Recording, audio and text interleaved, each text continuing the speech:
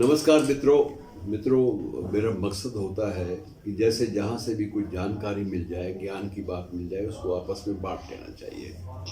आज हम बात करते हैं, इन दिनों में चर्चा का विषय है अकाल तख्त। और अकाल तख्त के बारे में मैं सिर्फ आपको परिचय दूंगा, उससे जुड़ी हुई बहुत सारी बातें छोड़नी श्रेयस्कर रहेंगी। कि हमारा जो मकसद है मूल रूप से इसके अस्तित्व से अपने आप को परिचित कराना।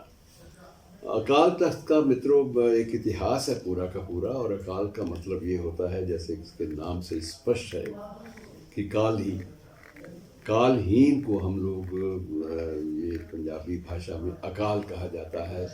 और ये ईश्वर के लिए एक शब्द के रूप में इसका इस्तेमाल होता है। और तख्त का मतलब, तख्त एक फारसी शब्द है, इसका मतलब यह है सिंहासन। मोटी सी बात यह है। तो अकाल तख्त अपने आप में ये एक बड़ी प्रभावशाली इमारत है। और ये अमृतसर में स्वर्ण मंदिर की ओर जाने वाले मार्ग के बिल्कुल ठीक सामने इसका अस्तित्व है। इसकी स्थापना मित्रों वर्ष 1606 में हुई थी, 1606। और ये 15 जून को हुई थी स्थापना। लेकिन अब किन्हीं कारणों से, किन्हीं ऐतिहासिक परिप्रेक्ष्य के कारणों से अब ये जो दिन है ये 2 जुलाई को ही मनाया जाता है, अकाल तख्त दिवस के नाम से। और ये एक ऐसे स्थान पर स्थापित किया गया था जहाँ से सिख समुदाय की आध्यात्मिक और लौकिक जो चिंताएं हैं, लौकिक जो मुद्दे हैं, उन पर काम किया जा सके, उन पर अच्छी बातें हो सके, उन पर शोध का काम भी हो, और उनके बारे में एक निर्णायक स्थिति जो है वो सामने आ जानी चाहिए। इसकी जो स्थापना है मित्रों, ये 17वीं और 18वीं सदी में मुगल बादशाहों के खिलाफ राजनैतिक सुरक्षा के प्रतीक के रूप में इसकी स्थापना को मान्यता दी गई थी। और हमले इस पर बहुत सारे हुए। 18वीं सदी में भी अहमद शाह अब्दाली और उसके बाद मस्सा रंगड़, इनके हमले भी अकाल तख्त और हरिमंदिर साहब पर हुए। और उसके बाद की जो घटनाएं हैं वो सारी की सारी ऐतिहासिक परिप्रेक्ष्य में आपके सामने हैं। इसमें ये माना जाना चाहिए कि एक अकाल तख्त का जथेदार जो है उसको ये मान्यता दी जाती है कि ये सिख पंथ का सर्वोच्च प्रवक्ता है, स्पोक्स पर्सन है। और इसका मतलब ये है कि वह किसी बाहरी या राजनैतिक रूप से प्रेरित स्रोतों के नियंत्रण और प्रभाव से रहित होता है और आध्यात्मिक होता है। इसका मतलब ये होता है।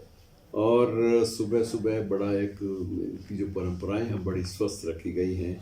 सुबह प्रातःकाल सूर्योदय के समय अकाल तख्त से सबसे पहले बाकायदा शब्द जो है गायन होता है, उससे ही आरंभ होती है। बाद में परंपराएं सारी की सारी। और ये जो है कि स्थापना के बारे में मैंने आपको बता ही दिया। तो ये एक प्रकार से एक ऐसी संस्था है जिसका उद्देश्य सिख धर्म के 2 सिद्धांतों की व्याख्या को अलग अलग परिभाषित करना है। एक शब्द है मीरी और एक है पीरी। और मूल संरचना इसकी जो है वो गुरु हरगोबिंद जी, भाई गुरदास जी और बाबा बुढ़ा जी, ये भी सिख धर्म के एक महत्वपूर्ण अंग है। इसकी मूल संरचना इन तीनों के द्वारा तैयार की गई थी। और यहाँ तक ये बात में आपको बड़ी दिलचस्प बात ये भी है कि इसका जो मंच बना है अकाल तख्त का, उसके लिए किसी भी कलाकार को या किसी अन्य व्यक्ति को नियुक्त नहीं किया गया था। इन 3 व्यक्तियों को पूरी अरदास के बाद ये नियुक्ति दी गई थी कि आप ये मंच तैयार करेंगे। और ये उस वक्त सिख गुरु ने ये भी साथ में घोषणा की थी कि गुरु की सीट ये अनंत काल तक पंथ की सेवा करेगी। और बाकायदा ये भी एक थोड़ा सा और मैं जोड़ दूं कि इसमें गुरु जी ने मंच की ऊंचाई 12 फुट तक बढ़ा दी थी, 12 फुट तक बढ़ा दी थी ऊंचाई। और ये था कि ये, हालांकि जहांगीर उस वक्त सम्राट थे, मुगल सम्राट, उनका यह आदेश था कि कोई भी जो शाही आदेश यही था कि 3 फुट से ज़्यादा ऊंचे मंच पर किसी को बैठाया नहीं जा सकता। ये एक बाकायदा उस वक्त ये आदेश था, शाही फरमान था। और गुरु गोविंद सिंह जी नियमित रूप से ऊंचे मंच तख्त पर राजसी गरिमा के सारे चिन्हों के साथ बैठते थे और सिखों के सभी विवादों के लिए न्याय किया करते थे। तो अकाल तख्त इसलिए बकायदा ये हरिमंदिर साहब से कुछ नीचे रखा गया था, इसको ये भी बात थी। और इसका मकसद ये था कि आध्यात्मिक जो कृपा की खोज है उसको हमेशा आगे ले जाने वाले महत्व को तरजीह दी जानी चाहिए। हरिमंदिर साहब थोड़ा सा ऊंचाई पर और अकाल तख्त थोड़ा सा निचाई पर, लेकिन शाही फरमान से कहीं ऊंचा इसका दर्जा रखा गया था। और ये मित्रों, दिन की शुरुआत हरिमंदिर साहब की पूजा अर्चना से सबसे पहले होती है। दोपहर को गुरु जो थे, सिख गुरु, सभी गुरु जो हैं, सिवाय जो पहले छोड़ दीजिए आप, ये चौथे गुरु के बाद परंपराएं आरंभ हुई थी। उसके बाद ये है कि बाकायदा सुबह दोपहर में अकाल तख्त से गुरु सभी अपने श्रद्धालुओं को दर्शन देते थे और शाम की जो प्रार्थना है उसमें वो बाकायदा शिरकत करते थे, बाकायदा शामिल होते थे। और रात में वो स्वयं गुरुजी जो भी उस वक्त सत्ता के इस प्रतिष्ठित पद पर जो आसीन होते थे, वह गुरुजी और उनके अनुयायी अच्छे गीत सुनने के लिए, धार्मिक भजनों को सुनने के लिए, वीरता वाले भजनों को सुनने के लिए अकाल तख्त पर फिर लौट आते थे।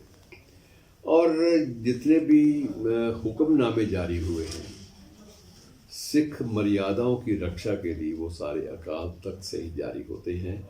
और अकाल तख्त जो भी दंड देता है उसे सबको स्वीकार किया जाता है।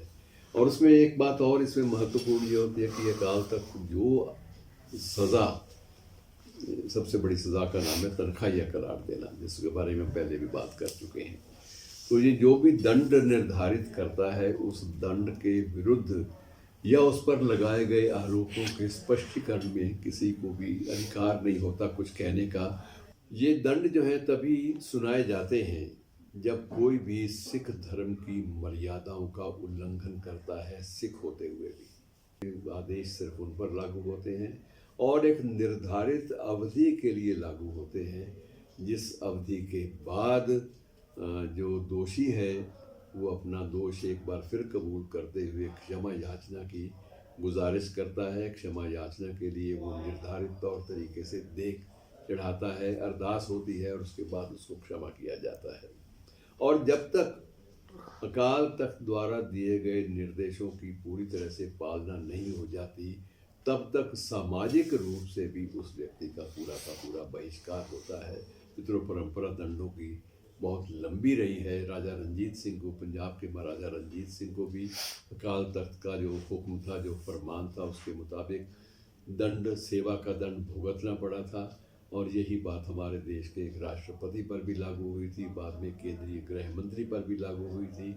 लेकिन उन सब ने बड़ी श्रद्धा के साथ नतमस्तक होकर जो भी अकाल तख्त के जो फरमान थे उनको स्वीकार किया और उनका पालन किया। तो मित्रों, ये एक मर्यादाएं हैं जो एक धर्म में अपने ही प्रतीक चिन्हों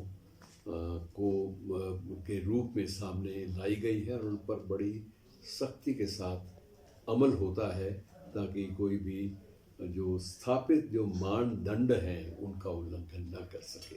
शुक्रिया।